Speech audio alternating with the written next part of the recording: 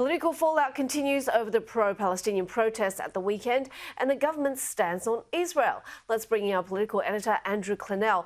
Hey there, Andrew. This is creating headaches for the government as former Labor Senator Fatima Payman is tipped to announce the formation of a new political party.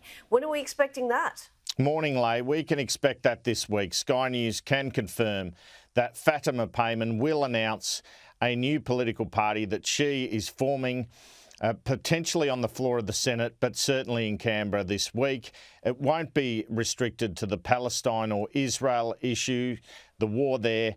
It will involve platforms around youth issues, aged care, housing affordability. So the 29-year-old senator who left Labor over her pro-Palestinian stance, seeking a wider platform, seeking a new minority party for the Senate. And we know she's being helped by the man who's called the preference whisperer, her strategist Glenn Drury. On that day, there was no loss of Palestinian life. In fact, the only Palestinians who died that day were Hamas fighters who were killed while they were in Israel. He should have made it clear, and he should have gone direct to community leaders and used the relationships and the status of the office of Prime Minister that he holds to say this is utterly unacceptable and it must not proceed. We're not saying that you can't protest for the Palestinian cause. We're just saying pick any other day of the year. There are not mechanisms by which the federal government could intervene here. This is, what happens on our streets is a matter for the states. And to be frank, I support people's right to protest. The right to gather and to associate is a fundamental right in Australia.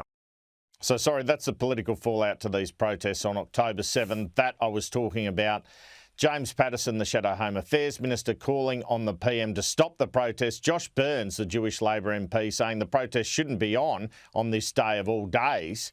But the PM doesn't have the power to stop them. That's in the hands of state governments and state police. Now, Josh Burns also responding on Sunday Agenda with me yesterday to the fact that many Jewish Australians are concerned that Labor and the Labor government has not been as emphatic as they believe they could be in its support of Israel in terms of this conflict after October 7. Josh Burns confirming to Sunday Agenda that it had been a difficult time, but he believes that Penny Wong, the Foreign Minister, and the Prime Minister, Anthony Albanese, are on Israel's side. You said before that Jewish Australians had given up on the Greens or had left the Greens. There was not a single Jewish Australian now who would support them. But hasn't Labor had the same problem, Josh Burns? Isn't there a perception that the Labor Party has given up on Israel or not supported them to the fullness that they could over the past 12 months? Obviously, Andrew, I'm not going to sugarcoat it. It's been an extremely difficult period. And this has been a terrible time where people have not only dealt with the really awful conflict that's happened on the other side of the world, but also the rise of anti-Semitism in Australia. And obviously that's going to put strain on the relationship between people and government because, we always need to, in positions of power, do more to protect our people. That's a fact. Andrew, to another topic, New South Wales and South Australia will be holding a social media summit this week to come to an agreement on age restrictions. What can we expect there? Well, it's all to be seen. It is interesting, though. Federal Parliament sitting Tuesday, Wednesday, Thursday this week. Unusual in the school holidays, but the Prime Minister then jets off to ASEAN. But the other big news event of the week has to be this social media summit. Thursday in Sydney, Friday in Adelaide. 2 premiers joined. The Prime Minister's written to them saying, what age do you want the restriction to occur? We're in support, but we want to find out what we can from you. He's got ahead of that summit. Chris Minns, the New South Wales Premier on Sunday Agenda yesterday, making clear that parents won't face any penalty in relation to any laws that come in relation to this, only tech companies. And he believes tech companies can identify when young people are using their apps. It looks like a difficult task indeed to me to have any sort of enforcement on this.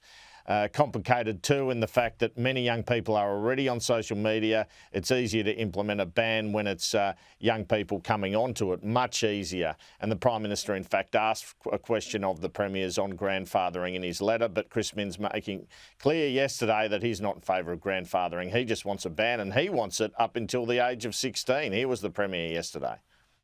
The obligation would be on social media companies to make sure that they've got restrictions in place. Now, they've got such complex, sophisticated algorithms. They can tell what kind of breakfast cereal you like, which football team you go for, and where you live. They can easily determine what the likely age of a young person is on their social media platforms. They choose not to do it because the laws aren't in place.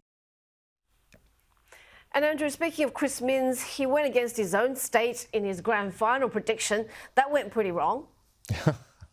This is extraordinary, Leigh. I couldn't believe it. Someone pointed out to me, he suggested the Broncos could win last year when Penrith beat them. So he's more about rugby league than the old state loyalty. A real league tragic, Chris Minns. And I've got to hand it to a politician for honesty. We know the right political answer here, particularly when Penrith, Western Sydney, is a place where there's a lot of marginal seats. He should have said the Panthers were going to win. In fact, someone pointed out to me a social media tweet where he said a couple of days ago, go Panthers. So he wasn't go Panthers yesterday morning.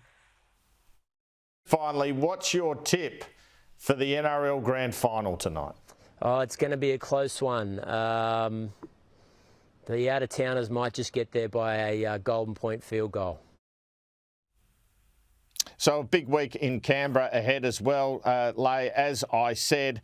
And the other news in the last 24 hours, the Iranian government's called in the Australian ambassador for a dressing down for our stance on Israel. They're copping it both ways, the government over the Israel conflict. It's seen, obviously, as retaliation for Australia. The Foreign Affairs Department of Foreign Affairs, calling in the Iranian ambassador here on Friday, a tweet he had supporting the terrorist Hassan Nasrallah.